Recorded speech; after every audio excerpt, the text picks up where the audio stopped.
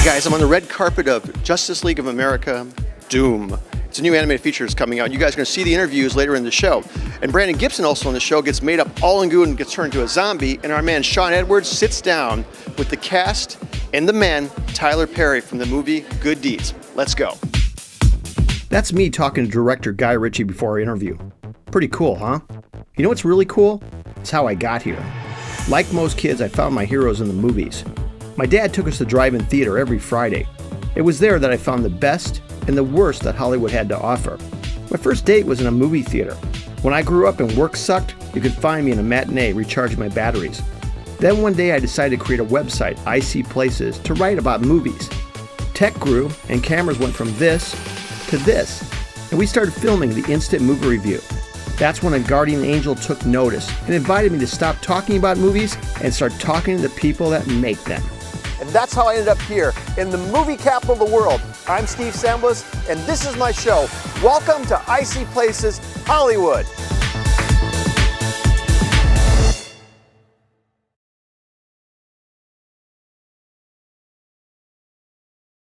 This was great. So we're on the red carpet right now of Justice League of America, Doom. It's the latest animated feature that's coming out the end of this month on Blu-ray. We got a chance to talk to the director, both not just the director, but also the voice director, a very interesting woman. We got Tim Daly. Check it out.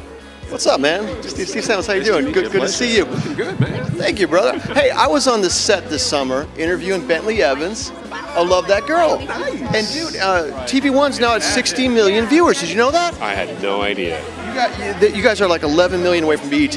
Wow. That's amazing, right? That's big growth in a small amount of time. They're doing a good job, and your show is amazing. And you and Tatiana both got Image Both got Awards. nominated, and the show got outstanding comedy. So I mean, for such a little network to get that kind of recognition from the voters, it says a lot to not just the network, to what Bentley and Stacey have done, and what our whole cast has done. One of the most talented young casts I've ever been around. Well, Bentley's just amazing, and he's the best juggler I've ever known, isn't he? He really is. From the Martin Show to Jamie Foxx to all the things he's doing. I mean, he's just got a handle on it, and he's a worker. You know, he loves the business, and he loves the people that he works with. So it shows. I didn't get a chance to talk to you that time, but you were there, actually. You were filming. I'm always there. Oh, you're right. Exactly. I got Alfonso and I got Bentley, and it was just we sat in the sofa over there. It was a beautiful interview, man. The whole set was just, the place had a family feel to it. High Point just had that thing going on. Yeah, really. And, we didn't have a lot of executives in our face, which is a good thing in a way, because then you're free to fly with it, you know what I mean? You don't have people, culling it because they need to be heard, Like showrunners or something. In a way. Bentley is the showrunner, if anything. And so since he was our showrunner and our writer and our director, it was like one-stop shopping. You had a question, you go right to the man, as opposed to going to 10 people to figure out what the answer is, and it dilutes the information. He's right there, which is beautiful. He's right there, so. Now you got to tell me, now at this point, I feel there's got to be a Jackie Childs movie. Aren't you feeling that? Well, the more people talk about it, the more I'm feeling it. Yeah, and Jackie's like, I'm all over that. So, whatever the public wants, Jackie will supply. Do you realize at this point right now in time that character still stands up as it did when you were on Seinfeld? Stands up just as good. Do you feel that? Well, I do, and especially when people respond the way that you're responding, that's really our drug, because we can't do it in a vacuum. We need the response, we need the support of the fans, the audience, and that's what Jackie got. And I think Jackie's such a force of nature. People want to be like Jackie in a way, you know what I mean? But they can't be, I know, they can't. Nobody's like Jackie. Now, talking about a vacuum, now this is this particular one you shot separately. I know a lot of acting is working with somebody great and bouncing off them. How do you do that, man? How do you get that rhythm and it's that performance when you don't have something you're bouncing off of? Well, you got to do a lot of homework. You got to come with a lot, as we always do. But especially in these instances, and that's what helps when you have an Andrea Romano or a Bruce Timm. They know that universe so well, especially they know that particular script so well, they set you up. And if they're doing their job, they set you in a place that's kind of, I don't want to say easy, but a lot easier to then move forward with your dialogue organically, because they're giving you so much. Because it needs to seem like it's not a performance, that is organic. Right. It's a conversation. Right, and because of Andrea's skills as an actress as well, when there's not another actor to throw the ball back, she throws it back with aplomb.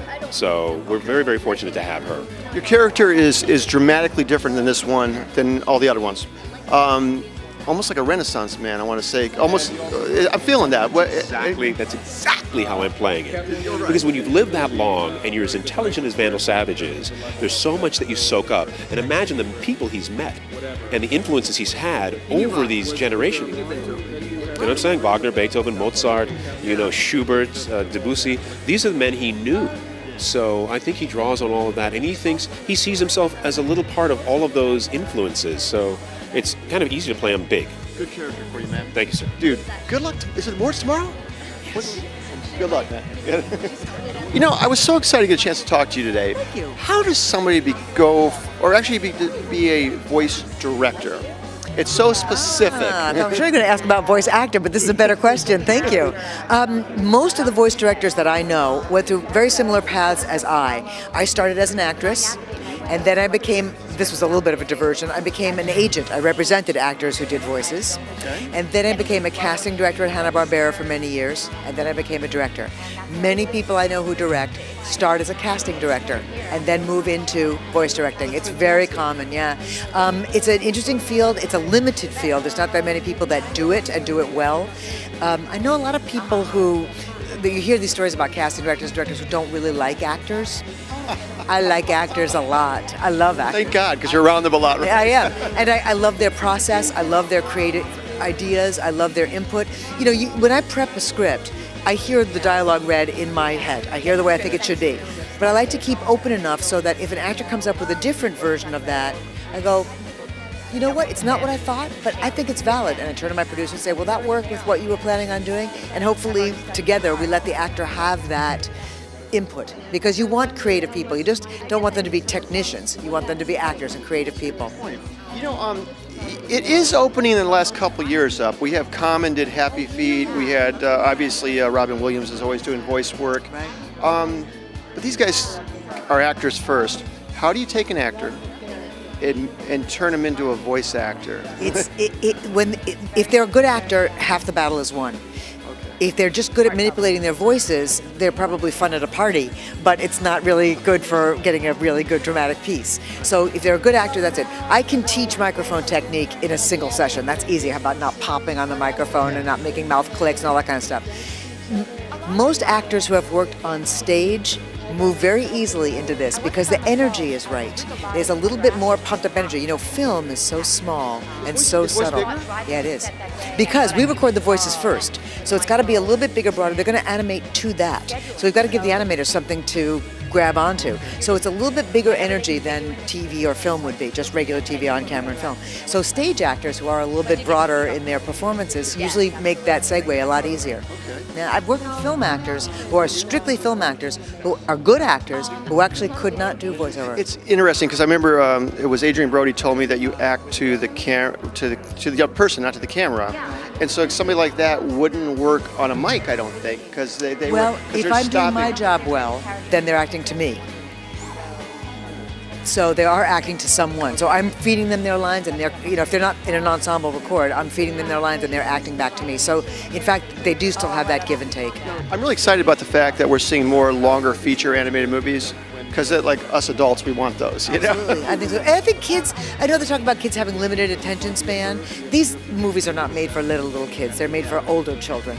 And I think they can take longer than 68, 70 minutes. I think they can take a 75, 90-minute film.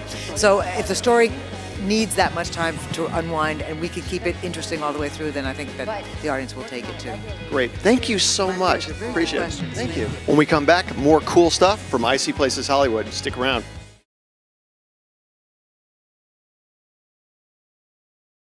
Steve Samblis, how are you? Hi, Good. nice to meet you. Good to see you. So you play Wonder Woman. Where do you go to bring that out of you? The script, it's there. It's the script tells me where she is, and then I auditioned for her a long time ago, and they said, "You're our gal." So I know that I'm there in the studio being that person. I can do that. So she's there.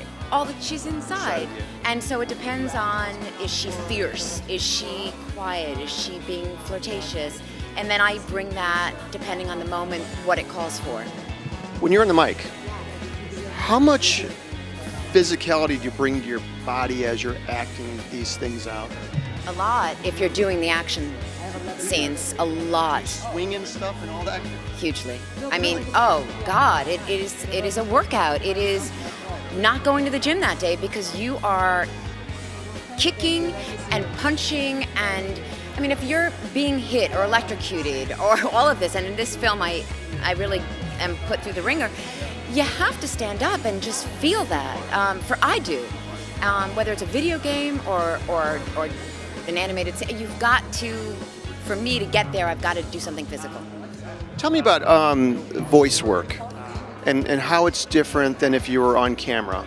I think there's a natural freedom to it because it's not about vanity to the extent that on camera has to be, right? Because it's your face. And now with HD, it's really your face. And I think that's hard. And I think that people can get consumed by that. I understand that. In front of a microphone, it's a microphone. Now, when you're in a room full of people and your fellow actors and a director and a voice director and your producer, there's nerves and there's self-consciousness because you want to do good, but it's just a different experience altogether, and there's a comfort level I have with this. I talked to Robin Williams about that because he obviously did a lot of on-camera work, and he said the same thing, that it's just so freeing because you let everything else go, and you can bring everything to your tonal inflections, which I think is so exciting. That's why these performances, what you guys do, are so dramatic when you really think about them, because you are so open and just let go.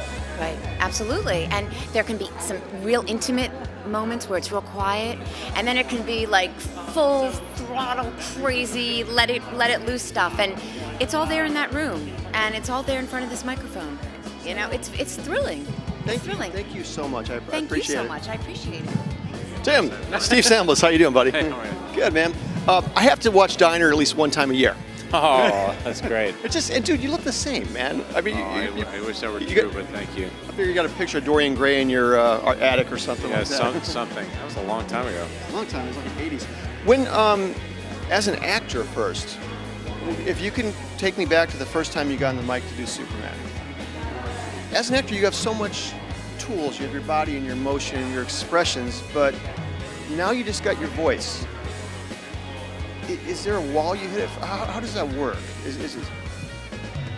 Well, I mean, in some ways, it's almost freeing because your voice can be a little bit more heightened, and because you are doing a cartoon, and I rely on great people like Andrea Romano to sort of guide me through the whole thing, but it's interesting to watch. I mean, I haven't been around a lot of voice actors, but the ones that do the Superman stuff will very often be doing a lot of body English as they're performing these roles. You can't see it, but there's a lot of I mean, when you're fighting, operatic kind of stuff, like stage, right? Yeah, there's a lot of gesticulating and all this stuff, particularly in the fighting sequences, to sort of give you that visceral feeling of what you're doing. Now, playing Superman, such an iconic character, where did you go for that? Because at, once again, all voice again, but did Andrea just say, okay, this is what I want from you, or how'd you bring that up? Superman out of yourself? From the first time I read for the part, they just kind of looked at me and said, "You're the guy," and I had no idea why. Your normal voice? Yeah, and I asked them, "Do you want me to do anything special?" And they said, "No, this is it." I think they wanted a Superman who was very believable, who wasn't over the top, and something about the quality of my voice worked for them. So I really didn't have to dig that deep in order to change something vocally for myself. Now, when I did Bizarro, one of those characters, the alternate Superman, that was a lot of fun and much more, that was much more over the top. Now, do you play Clark Kent in this movie as well, right? I don't think Clark. Does Clark appear? I can't remember. I'm not sure. We haven't seen it yet. Yeah. But when you do Clark, how do you separate him from Superman?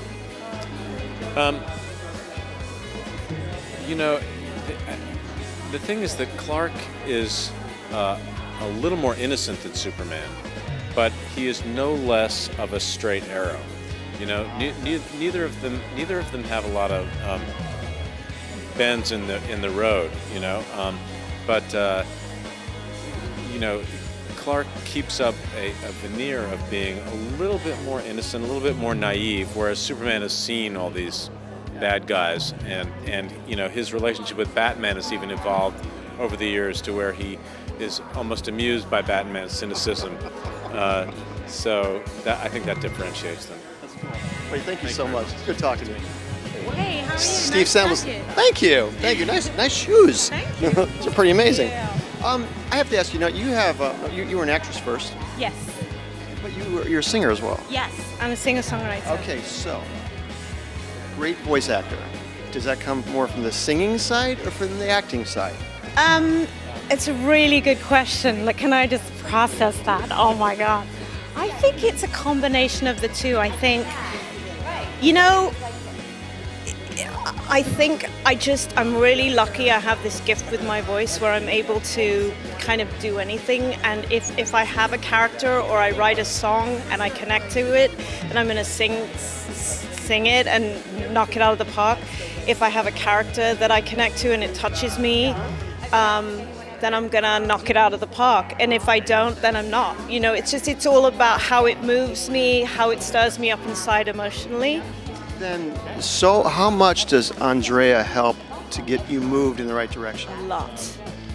Because she's such a sensitive, she's an artist herself and she understands actors. And so, she has the actors that she has in the room with her in that studio that she's cast, she knows that they're going to give her what she wants. So she knows exactly what buttons to push to get them there. And she just has to say two things and you immediately make the adjustment. Lastly, when you're finishing a scene doing voice, as opposed to being on camera, is the voice more taxing to you? It's a whole different muscle. That's what's so amazing and so challenging about animation, is that you're literally creating a character through one thing.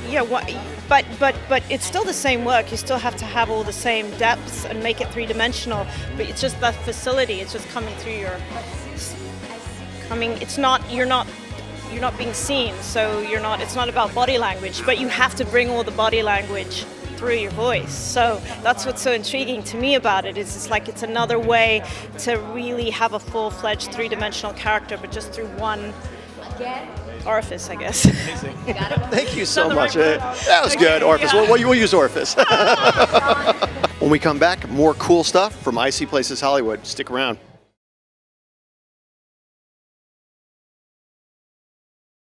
Guys, I got to tell you, my favorite genre of movies is zombie movies. And I'm so angry because it wasn't me, it was Brandon.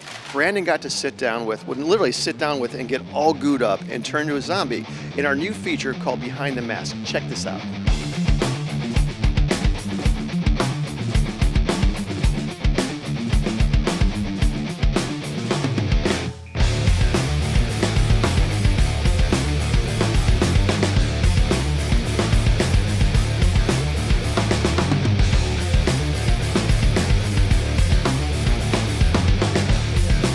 Here we are, right inside Boneyard Effects with the man himself, Larry Bones. Larry, thanks for letting us in to play around today. Absolutely. Okay, now, looking back, I see all kinds of incredible stuff in here. How long have you been into this?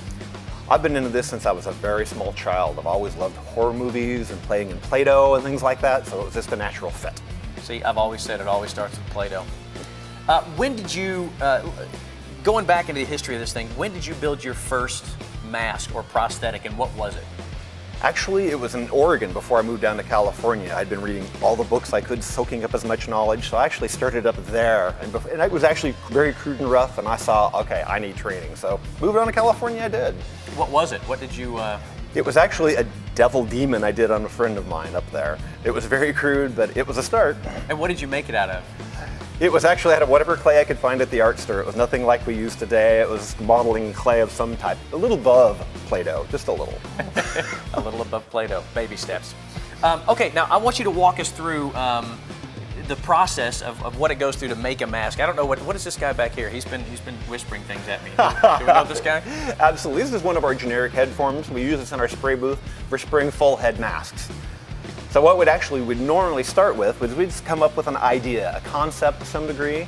And what we do is come over here and we'll start with like a full head form like this, which we actually will create the sculpture on. We use an oil-based clay. We use these actually melting pots right here so we can soften it up to kind of speed up the process. Many times you'll have only maybe 2 days to do a full head sculpture. Wow. So we need speed. So we start with the melted clay rather than having to knead it by hand. So this is it just feels like just hard clay. Absolutely. Right here. That's all it is. Okay. And then you put it in the melting pot there, and this is what it looks like when it. Yeah, like this would be like a full head form. This is actually made out of the same material. Oh wow. Wow, that's dense. Yeah, absolutely. It's just got a shiny surface on it, but we made it with a crystal clear coat before we did a mold with this particular piece. Okay. All right. Good. So this is not for fondue. This is not for fondue. Okay. Do not put your turkey in this unit. We're at the molding department. What happens now once we get to the molding department? After the sculpture is completed, it comes over here to the molding department where they have to create a negative, basically. The mold is the representation of the sculpture itself. So they're doing stone work on here and creating a negative mold that actually then goes off to the foaming station. Foaming station. Now what is all this stuff over here? Now these would be a representation of many of the molds that we made in this section. So these are all ultra-cal molds. And these are basically ones that have been wrapped up and retired and ready to go off for storage for the year. Okay, gotcha. So these are different heads, and I see different bodies and things like that. Now you were explaining to me a little bit earlier what happens with these things. Like a big syringe or injection thing happens with some of these? Absolutely. So like one of these things, it would be really difficult. We need to get foam inside of this. It's a foam rubber. So right. It would be very difficult to get the foam rubber in here and get all the pieces of the mold slapped back together. So they do this completely strapped together and use a gigantic syringe and inject foam inside of these molds before they can go off to the ovens. All right, so here we are in foam, where we're not actually in foam. We're not. Literally. I don't think I have to explain that. Okay, so I see this thing right here. Now this is what you talked about earlier. This almost looks like something from a Bugs Bunny cartoon. It absolutely does. This is our gigantic foam syringe gun. So the foam is mixed up into these mixers, put into this big syringe, and injected into the molds. And just hold that up and let's get a good look at this. Insert your own joke here.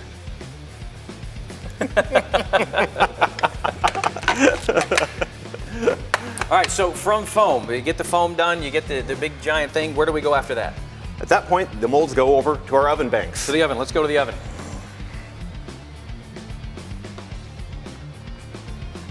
All right, here's the oven. Here's the oven. One of our mini ovens. These are basically, after the foam has been put into these molds, they need to be heated and cooked up to be cured. So these things get filled up every day and basically run for about 5 hours to cure off the foam. All right, now you were telling me earlier, usually when you think of an oven, you think of high temperatures and things like that. Obviously, you said this thing can get super hot, but usually what do you cook these things at? We try to keep these things at only about 135 degrees Fahrenheit. They'll cook fine. It takes a little bit longer, but it's a little bit easier on the molds and make them last a little bit longer. And how long does it take each piece generally to get cooked? Basically, we run them overnight. Basically, so at the end of the day, we turn on these ovens and we come back in the morning and everything's ready to go and ready to open up and start the process over again. Here we are at patching and painting. Now, Larry, you do a lot of work for Universal Studios, and if anybody's ever heard of Horror Nights or been to Horror Nights, Halloween Horror Nights, you're the man. I am, absolutely. You create all these things. Now, I was there last year. I was a ringmaster, and you created my face and Yes. ears and my whole get-up and everything for that. This was one of the clowns that was in the section I was in. This is Bernie. Now, this is what Bernie looks like pre-painted and just with no special stuff done to it other than the mask being made. So what happens? How do we get Bernie from the Bernie we know here to the Bernie we knew at Halloween Horror Nights? Well, this basically is how it's going to come out of the oven. So when it comes out of the oven banks and the negative molds are removed, this is what's going to be inside. So it'll come over here, and what they're going to do is they're going to take this little seam line or any imperfections, if there's any bubbles in this, and they're going to take this down and get this thing completely smooth and perfect. And that it's going to be ready to go off for paint. All right, so here we are in painting, and boy, this guy.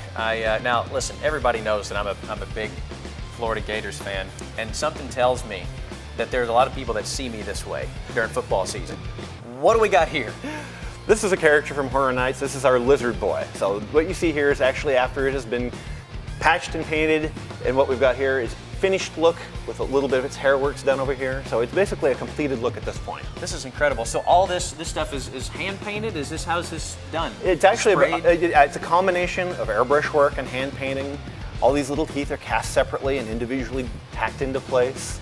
And then the hair is actually glued down and then punched in individually. Now, how long, like this one in particular, what's the start to finish time on a piece like this? It's going to take probably about 3 days, full days for someone. 3 days? 3 full days of someone working on this. And you can absolutely. really see it. I mean, there's a lot of detail in the teeth. There's a gloss or some sort of shine or something to the teeth that make them look, they make them look real. Absolutely, absolutely. That's one thing we try to do, even if it's a fantasy character, is to try to bring as much realism as we possibly can into the character. So 3 full days. So do you guys, obviously you make the mask, and do you like to make a solid piece too for some of these things, just to keep it? Yeah, absolutely. It's like some of our favorite characters, like this one is one of my favorite ones. So we did a display piece just for the shop, just to have around, someone to talk to at night. That's right. Okay, so once we get it done from here, so that's pretty much where the whole thing is completed. It's finished right here, right? Absolutely. Once it's done here, we actually put it onto our shelves and get it ready to go. We do about 200 of these things every year. So you can see that these shelves will be completely full by the time we're done. Where do you put everything? I mean, it looks like that would take up a lot of space. Now, this over here, these are the difference. This is the silicone here. Yes. Now you see our rainbow clowns and our semi-straight edge. These are going to be silicones. These are much more stretchy, much more skin-like than foam. This stuff also has a 20-year shelf life. So once we have these masks, as long as they don't get tore up, these things are going to last for quite a long time. 20 years. 20 years. So versus those, the other ones, the foam ones, you can't reuse those. You take them off and they're done. Absolutely. And the fact, at the end of Horror Nights, these things have been absorbed so much sweat from the actors that these things, no one wants to touch them. So these get trashed, where these can just be wiped out. Yeah. Wow, that's incredible. And look at just the detail in these things. It's incredible. That's crazy. I went to school with a guy that looked like this. I didn't really. I didn't go to school. Okay, cool. All right. You're gonna change me a little bit today. Is that right? I am. What are you gonna change me into? We're going to turn you into a zombie. I'm gonna be a zombie.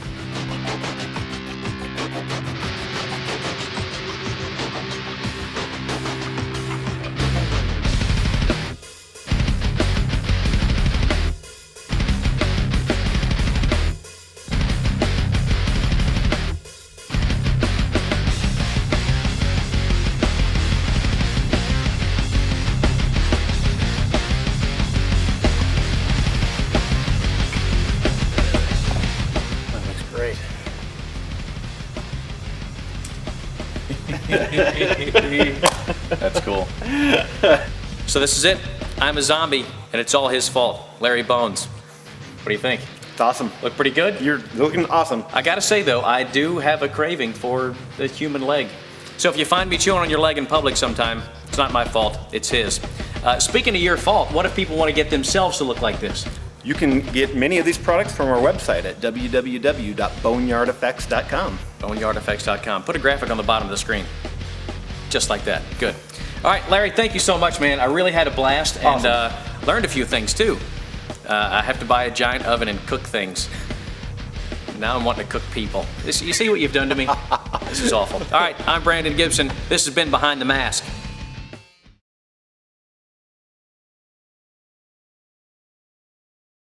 He's been called the $300 million man. Tyler Perry has built an entire industry around the movies he's done. We had a chance to have Sean Edwards sit down with the cast and the man himself, Tyler Perry, about his new movie, Good Deeds. Check it out. This is your second time around with Tyler, right? But when I say Tyler Perry, what's the first thing that comes to mind? Trust. Ooh, Yeah. nice answer. Yeah. it Trust. does. That's the best thing when you're an actress. That's what you're looking for, right? Yeah, but mutual Okay. trust. It's a privilege to have been given the trust that I was given, because for him this was a big departure, and Huge. He had a lot of responsibility, which he's very used to. But actually, what was more daring for him was breaking out of that responsibility and being more revealing. I think there's a tendency when you've got so much and you're the head of this enormous empire, which he is, to not reveal yourself. And I think it was incredibly, for him to be humbled like that, and for him to be willing to really just be more vulnerable, I think it's a really big deal. It is, and a little bit of pressure maybe on you because your character is sort of like where he was in real life. This is sort of his story. It is his story.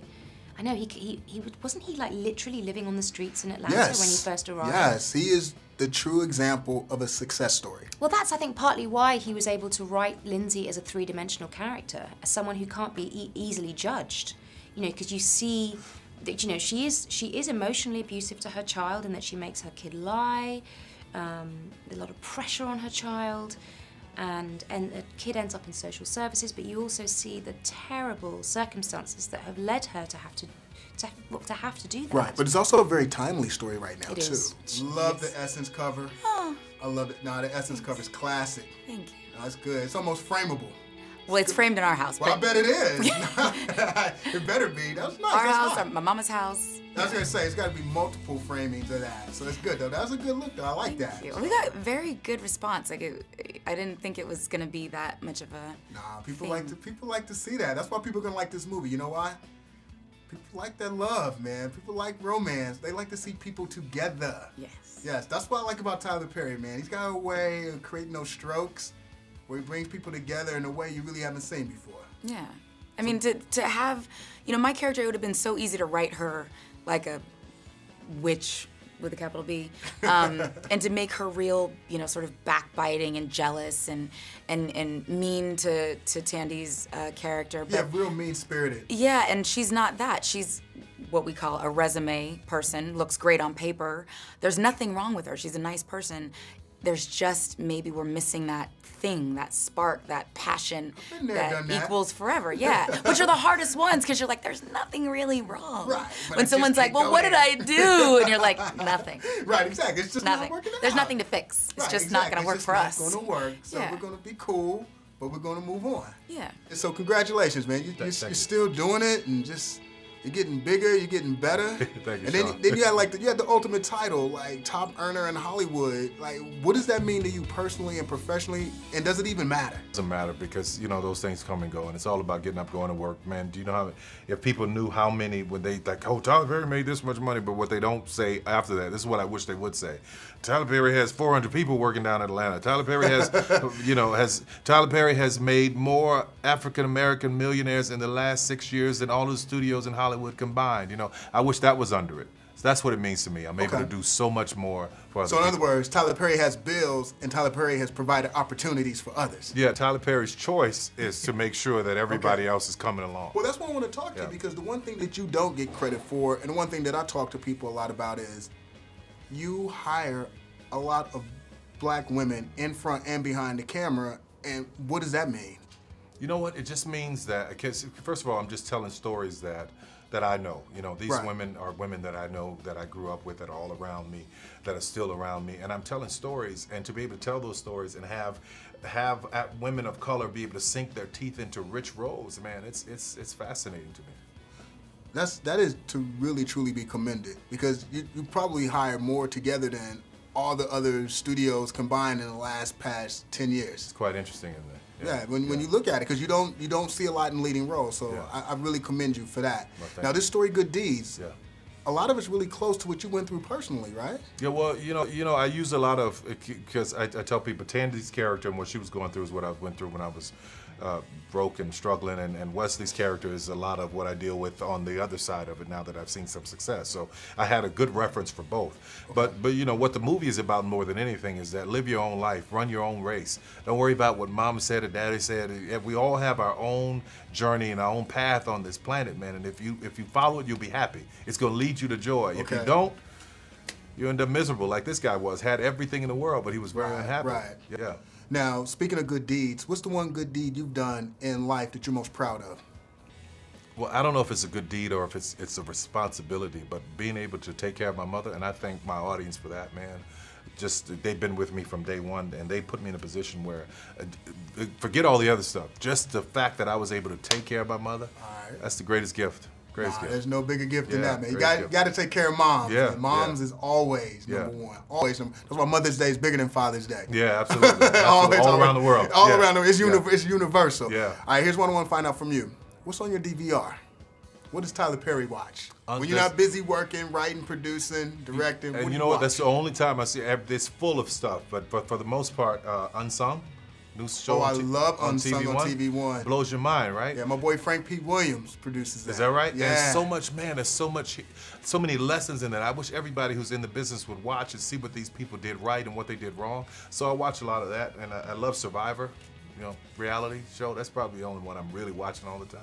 I'm down with you on Unsung. Did you see the UTFO Unsung? No. You gotta check that one out. It's hot. I'm sure it's on there. Yeah, I'm not down with Survivor, but My favorite unsung was Millie Jackson. That was a good one too. Yeah, Millie Jackson. Yeah, I like that one and the Pendergrass. I haven't seen that one. I'm gonna watch that soon. All right, check it out. Keep doing big things. Big things.